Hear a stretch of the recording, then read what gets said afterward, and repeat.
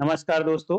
भारतीय साक्ष्य अधिनियम की सीरीज को आगे बढ़ाते हुए आज हम पढ़ेंगे सेक्शन नंबर 117 भारतीय साक्ष्य अधिनियम। और यही सेक्शन पहले 113 कैपिटल ए हुआ करती थी।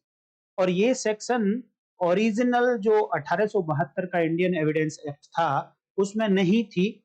ये 1983 1983 में क्रिमिनल अमेंडमेंट एक्ट के थ्रू इंडियन एविडेंस एक्ट 1872 में ऐड की गई थी। ये दोनों ही सेक्शन प्रिजम्पशंस की बात करती हैं, उपधारणाओं की बात करती है। और समाज में एक कुरीति फैल रही थी, उस कुरीति को दबाने के लिए इन सेक्शंस का इंट्रोडक्शन किया गया था। और वो था कि दहेज प्रथा का प्रचलन बढ़ रहा था। दहेज की डिमांड्स एक शादी के दौरान की जाती थी या शादी के बाद भी लड़की से या लड़की के रिलेटिव से डिमांड करते रहते थे हस्बैंड और हस्बैंड के रिलेटिव कि वो डोरी दे, दहेज कम दिया था तो और पैसे दे। इस तरीके की डिमांड्स को दबाने के लिए। और इसके कारण हो क्या रहा था दोस्तों कि जो न्यूली मैरिड लेडीज थी वो सुसाइड कर रही थी। तो इसको रोकने के लिए लेजिस्लेचर ने ये दोनों अमेंडमेंट किए। और इस सेक्शन को सेक्शन 117 भारतीय साक्ष्य अधिनियम या section 113 capital A Indian evidence act को पढ़ने के साथ साथ आपको सेक्शन 108 भारतीय न्याय संहिता या फिर आईपीसी की बात करें तो 306 आईपीसी, इसको भी साथ में पढ़ना चाहिए। और बाकी कौन सी सेक्शन साथ में पढ़ना चाहिए वो इस सेक्शन को पढ़ते पढ़ते आपको समझ आ जाएगा। तो मैं इसका हेडिंग आपको थोड़ा सा समझा देता हूं। कहता है presumption as to abetment of suicide by a married women. Heading से आपको दो बात तो समझ आ रही होंगी। स्त्री विवाहित है और उसने सुसाइड कर लिया है। सुसाइड कर लिया है मतलब डेथ हो चुकी है। सुसाइड का अटेम्प्ट इस सेक्शन में इंक्लूड नहीं होता है। ये मे प्रिज्यूम है दोस्तों, ये वाली सेक्शन 117 एंड 118 सेल प्रिज्यूम है। तो सेक्शन की बॉडी देखेंगे तो कहेंगे when the question is whether the commission of suicide by a woman had been abetted by her husband or any relative of her husband। तो यहां पर जो क्वेश्चन है कोर्ट के सामने वो ये है कि एक वुमेन ने जो सुसाइड किया है, क्या वो सुसाइड उसके पति या उसके पति के संबंधी इन लोगों ने ऐसी सुसाइड करने के लिए अबेटमेंट किया था या नहीं किया था। कोर्ट के सामने ये क्वेश्चन है। अब इस क्वेश्चन को डिसाइड करने के लिए क्या देखना होगा कोर्ट को और फिर क्या प्रिज्यूम करना होगा, क्या उपधारणा करनी होगी, तो इसके आगे की बातें बताई गई और लिखा है एंड। एंड का मतलब ये क्वेश्चन होने के साथ साथ इट इज सोन, ये दर्शित कर दिया गया है, ऐसा दिखा दिया गया है। Not proved, it is shown that she had committed suicide within a period of 7 years from the date of her marriage. पहला इंग्रेडिएंट इस प्रिजम्पशन को इनिशिएट करने के लिए पहला इंग्रेडिएंट है कि ये प्रूव करना पड़ेगा कि ये सी कौन है। ये सी वो वुमेन है जिसने सुसाइड कमिट किया है और वो मैरिड होना चाहिए। जबकि देखिए यहां पर मैरिड वर्ड नहीं लिखा है। जब आप बॉडी पढ़ रहे हैं तो यहां पर मैरिड वुमेन नहीं है, अ वुमेन लिखा है। लेकिन क्योंकि हस्बैंड की बात हो रही है, हेडिंग में मैरिड वुमेन की बात हो रही है, तो आपको मानना पड़ेगा कि ये वुमेन मैरिड वुमेन ही है। तो पहली बात, पहला इंग्रेडिएंट कि एक मैरिड वुमेन ने सुसाइड किया है। सुसाइड कंप्लीट हो गया है। जब इसने अटेम्प्ट कर ली सुसाइड की तो उसके बाद उसकी डेथ हो गई है। अब ये सुसाइड कब किया, तो दूसरा आपको बात यहां पर देना है ध्यान, within a period of 7 years from the date of her marriage. शादी के 7 साल के अंदर अंदर ऐसा सुसाइड कमिट किया हुआ होना चाहिए। अगर वुमेन मैरिड है, उसने सुसाइड भी किया है, लेकिन 7 साल के बाद में ऐसा सुसाइड किया है, देन सेक्शन 117 भारतीय साक्ष्य अधिनियम एप्लीकेबल नहीं होगी। 7 साल का पीरियड लेजिस्लेचर ने इसलिए रखा कि ये माना जाता है कि 7 साल के अंदर हस्बैंड एंड वाइफ सेटल हो जाते हैं, कहीं ना कहीं बच्चे भी हो जाते हैं, और फिर ये जो डिमांड ऑफ डोरी, हरासमेंट वगैरह वगैरह ये बातें नहीं होती। ऐसा लेजिस्लेचर ने मान के चला है कि 7 साल में ये सेटलमेंट के कारण ऐसा हो जाता है। तो 7 साल का पीरियड रखा गया। एग्जाम में आपसे पूछा जा सकता है कि सेक्शन 117 भारतीय साक्ष्य अधिनियम में कितने समय का पीरियड रखा गया है कि सुसाइड कितने साल हो गए हों शादी को तब किया हो, तो 7 साल के अंदर अंदर सुसाइड किया गया है। तो पहला इंग्रेडिएंट कि ये शो करना पड़ेगा, ये फंडामेंटल फैक्ट है। जैसा कि दोस्तों मैं आपको हर वीडियो में लगभग लगभग बता रहा हूं प्रिजम्पशन की, कि जब जब प्रिजम्पशन की बात आएगी या बर्डन ऑफ प्रूफ की बात आएगी तो कोर्ट के सामने एक तो क्वेश्चन होगा, दूसरा कुछ फंडामेंटल फैक्ट होंगे जिनको पहले इन्हें एविडेंस से प्रूव करना पड़ेगा या शो करना पड़ेगा, और फिर तीसरी बात, जब ये फंडामेंटल फैक्ट प्रूव हो जाएंगे या शो कर दिए जाएंगे, देन कोर्ट को डायरेक्शन दी जाएगी या प्रोवाइड किया जाएगा कि अब आप प्रिज्यूम कर सकते हो या अब आपको प्रिज्यूम करना पड़ेगा।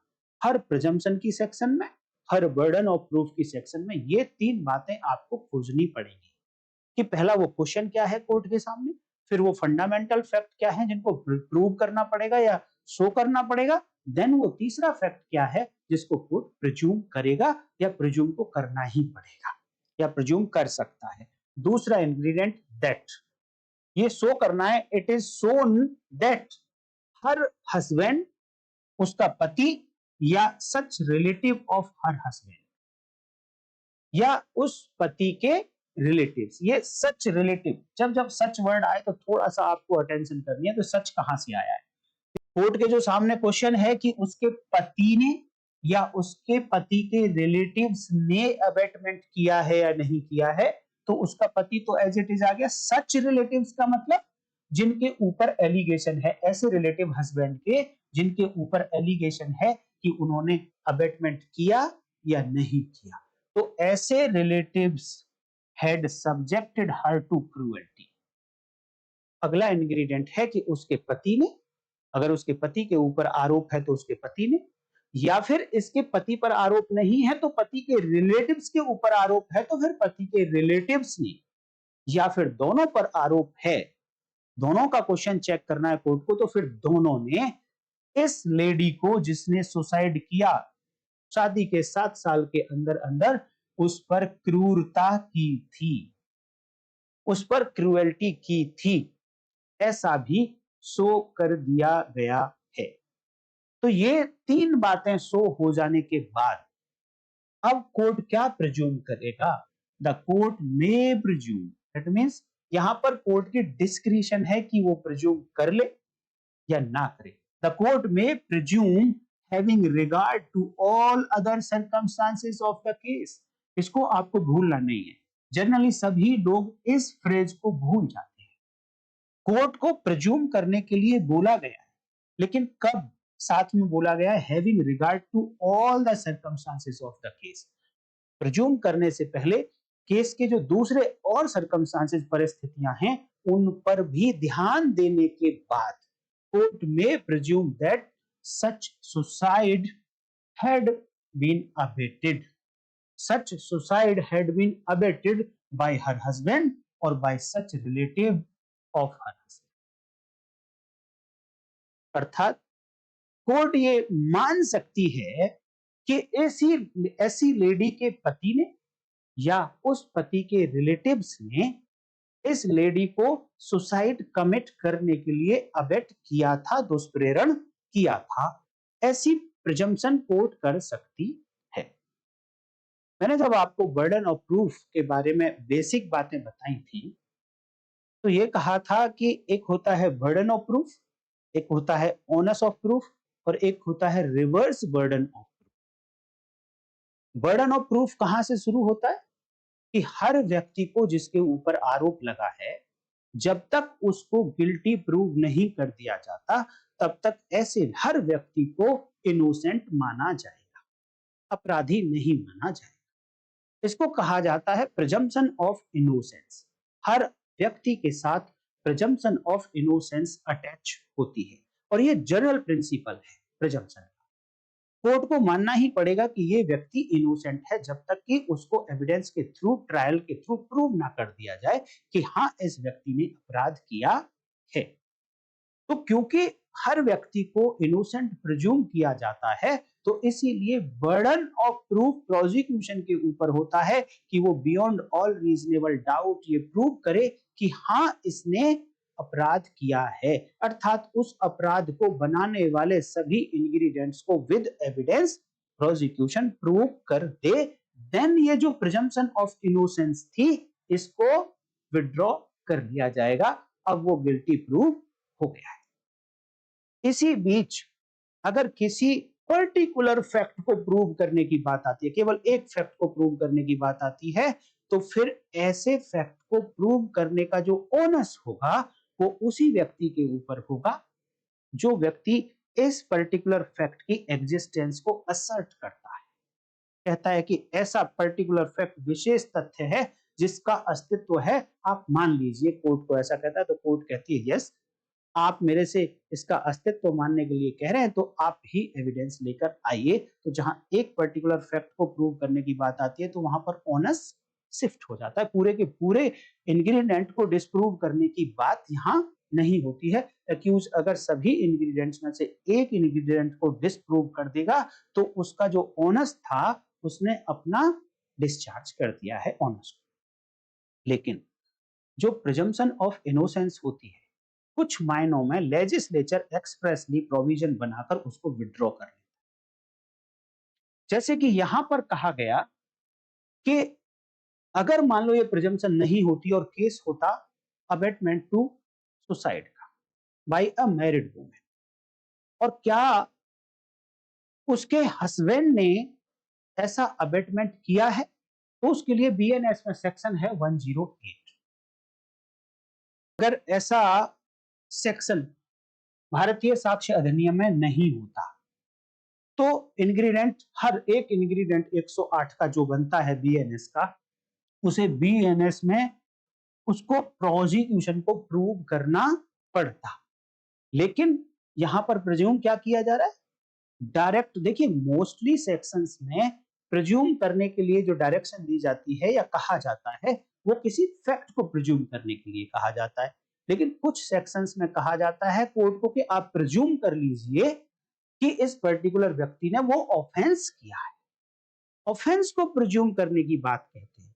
तो जहां जहां ऑफेंस को प्रिज्यूम करने की बात कहेंगे वहां वहां एक्यूज के ऊपर रिवर्स बर्डन ऑफ प्रूफ आ जाएगा कि वो प्रूव करे कि उसने वो ऑफेंस नहीं किया है, क्योंकि प्रिजम्पशन किसकी है, ऑफेंस की है। तो डिस्प्रूव क्या करना पड़ेगा, ऑफेंस करना पड़ेगा। और जब एक्यूज को ऑफेंस डिस्प्रूव करना पड़ेगा तो ये जो बेसिक फंडामेंटल है कि एक्यूज को तो इनोसेंट माना जाएगा, उसने कोई ऑफेंस नहीं किया, उस बेसिक प्रिजम्पशन को विड्रॉ कर लिया गया। इसीलिए यह कहा जाता है कि जहां जहां ऑफेंस को प्रिज्यूम करने की बात आएगी कोर्ट में प्रिज्यूम कि उसके हस्बैंड ने ऐसा अबेटमेंट किया है। कैसा अबेटमेंट किया है, अबेटमेंट टू कमिट सुसाइड।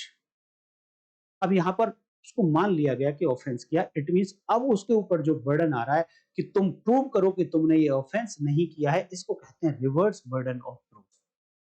इसके ऊपर डिटेल वीडियो मैंने बना दी है, आप लोग अगर रेगुलर व्यूअर होंगे तो देख रहे होंगे। और फुल कोर्स ऑफ बीएसए के नाम से प्लेलिस्ट अवेलेबल है, आपको जरूर देखना चाहिए। इस वीडियो के एंड स्क्रीन में भी आपको अवेलेबल करा दूंगा। तो जब जब 108 भारतीय न्याय संहिता का अपराध होगा तब तब ये सेक्शन 117 पिक्चर में आएगी ही आएगी। यहां पर एक एक्सप्लेनेशन दिया गया। एक्सप्लेनेशन क्यों दिया गया, क्योंकि यहां पर एक वर्ड यूज हुआ है कि हस्बैंड ने या उस हस्बैंड के रिलेटिव्स ने ऐसी लेडी के ऊपर क्रूएल्टी की थी, क्रूरता की थी। तो क्वेश्चन आता है कि क्रूरता का क्या मीनिंग होगा, तो उसके लिए एक्सप्लेनेशन दिया गया इसी सेक्शन में और ये कहा for the purposes of this section, इस धारा के उद्देश्य के लिए cruelty shall have the same meaning as in section 86 of Bharatiya Nyaya संहिता 2023। तो उन्होंने सिंपल सी बात कह दी कि यहां जो क्रूएल्टी वर्ड हमने यूज किया इसका मीनिंग आपको कहां से लेना होगा? सेक्शन 86 में क्रूएल्टी की डेफिनेशन दी गई है, आप वहां से ले लीजिए। पहले एक सेक्शन हुआ करती थी आईपीसी में 498 कैपिटल ए, इसमें पनिशमेंट भी थी और इस क्रूएल्टी वर्ड की डेफिनेशन भी थी। पनिशमेंट किसकी थी? कि अगर हस्बैंड ने या हस्बैंड के रिलेटिव्स ने किसी मैरिड वुमेन को अगर क्रूएल्टी की है तो उसकी पनिशमेंट यहां पर 3 साल की दी गई थी। लेकिन अब नए लॉ में इस सेक्शन को 2 पार्ट में बांट दिया, एक सेक्शन 85 एंड एक सेक्शन 86।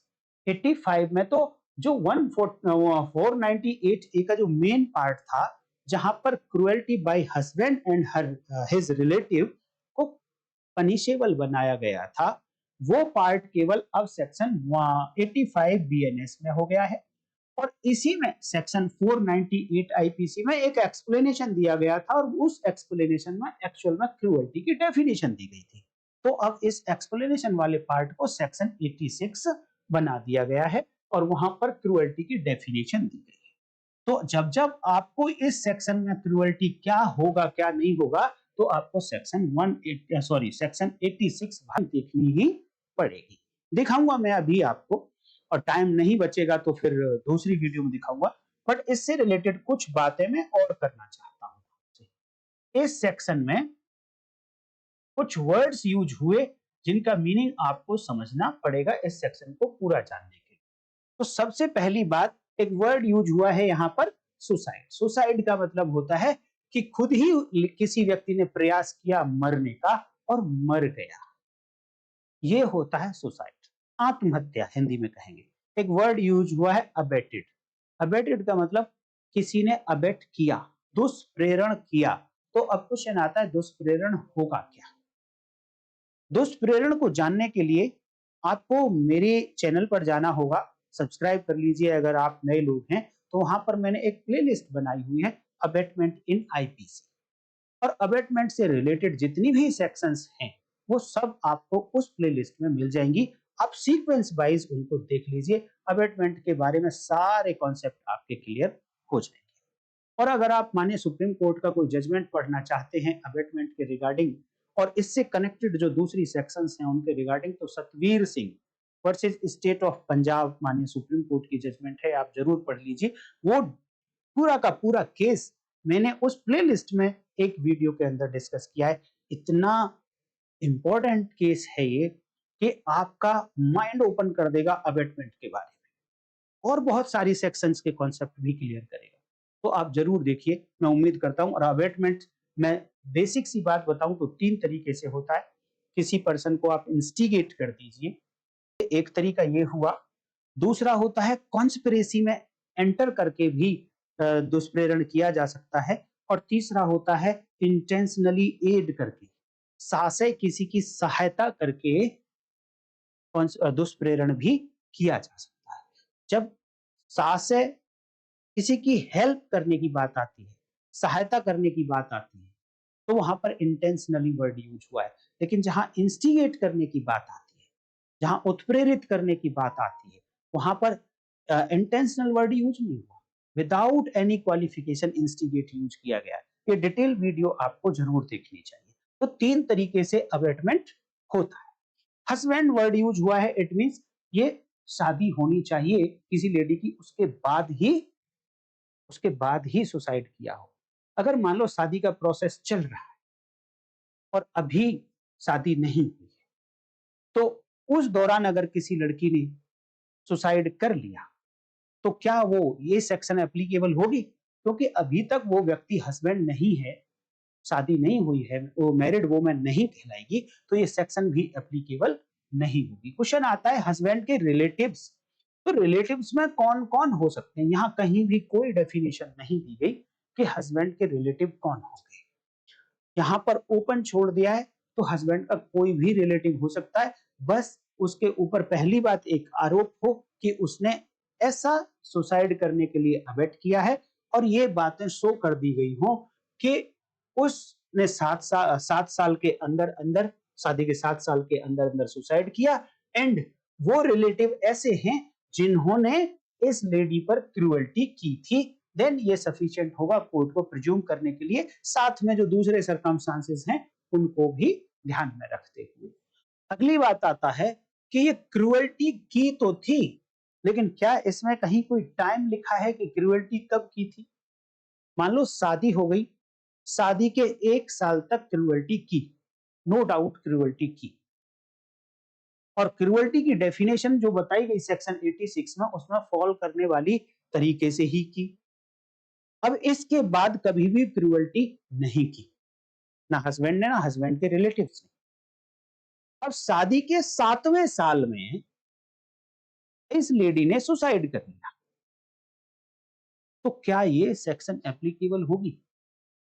क्योंकि इस सेक्शन की अगर लैंग्वेज आप पढ़ेंगे तो वहां सिंपल लिखा है कि हस्बैंड ने या हस्बैंड के रिलेटिव्स ने क्रुएल्टी की थी, लेकिन कब की थी? जैसा कि सेक्शन 118 में आप पढ़ेंगे तो वहां पर लिखा है सून बिफोर द डेथ, यहां पर ऐसे वर्ड्स यूज नहीं हुए हैं। तो सेक्शन 117 की प्रिजम्पशन को इनिशिएट करने के लिए सून बिफोर द डेथ नहीं देखना। आपके सामने क्वेश्चन आ जाए, शादी के 1 साल के अंदर तक क्रुएल्टी करते रहे, अगले 5 साल कोई क्रुएल्टी नहीं करी, और जब छठा साल 7वां साल शुरू हुआ शादी का, तब जाकर लेडी ने सुसाइड कर ली। तो क्या यहाँ पर ये जो पार्ट है कि ये शो कर देना कि हस्बैंड ने, हस्बैंड के रिलेटिव ने ऐसी लेडी पर क्रुएल्टी की थी, क्या इतना सफिशिएंट होगा इस प्रिजम्पशन को इनिशिएट करने के लिए, एप्लीकेबल करने के लिए? आपका क्या व्यू है, क्या विचार है? आप कमेंट करके जरूर बताइए, मैं आपके कमेंट का इंतजार करूंगा। और इसी तरीके के क्वेश्चंस आपको अपने माइंड में उठाने चाहिए, जरूर उठाने चाहिए। दूसरा, कोर्ट में प्रिज्यूम, मे का मतलब यहां पर डिस्क्रिशन है, ये मे प्रिज्यूम है, उपधारणा कोर्ट कर सकती है, कोर्ट बाउंड नहीं है कि ये प्रूव कर दिया गया कि 7 साल के अंदर अंदर एक मैरिड वुमन ने सुसाइड किया और उसके हस्बैंड एंड उसके रिलेटिव, हस्बैंड के रिलेटिव्स ने ऐसी लेडी पर क्रूएल्टी की थी। तो केवल इन 3 बातों को प्रूव कर देने से कोर्ट बाउंड नहीं हो जाएगा, क्योंकि वे वर्ड यूज हुआ है।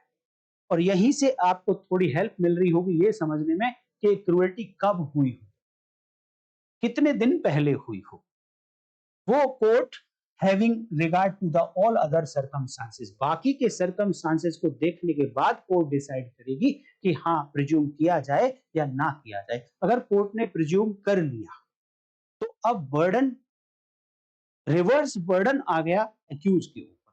अब उसे प्रूव करना पड़ेगा कि उसने ऐसा अबेटमेंट नहीं किया है, और अबेटमेंट को प्रूव करना हो तब भी, या फिर एक्यूज को यह प्रूव करना हो कि उसने अबेटमेंट नहीं किया है तब भी, अबेटमेंट के इंग्रेडिएंट्स जरूर पता होना चाहिए। तो वो इंग्रेडिएंट तो मेरी वीडियो आप जरूर देखिए, वीडियो के एंड स्क्रीन पर आपको मैं वो वीडियो प्लेलिस्ट प्रोवाइड करा दूंगा, उसको आप जरूर देख लीजिए। तो इतनी सी बातें हैं सेक्शन 117 भारतीय साक्ष्य अधिनियम। अगली वीडियो में बताऊंगा दोस्तों कि क्रूएल्टी का मीनिंग क्या होगा, और सेक्शन 86 भारतीय न्याय संहिता में आप लोगों को जरूर पढ़ाऊंगा। तब तक आप और वीडियोस भी देख लेंगे अबेटमेंट से रिलेटेड। तो साथ में हम देखेंगे सेक्शन 118 और 117 के बीच का कनेक्शन क्या है और क्या डिफरेंस है, कहां-कहां टाइम की बात होती है। देखिए, जब यहाँ प्रिजम्पशन की बात आ रही है तो 7 साल की बात हो रही है, लेकिन जब आप सेक्शन 118 पढ़ेंगे तो यहाँ पर 7 साल की बात नहीं हुई है भैया। यहाँ पर जो डेथ हुई है लेडी की, यहाँ पर आप पूरा पढ़ लीजिए, कहीं भी टाइम की बात नहीं हुई है। क्यों, ऐसा क्यों है? यहाँ पर टाइम की बात नहीं हुई।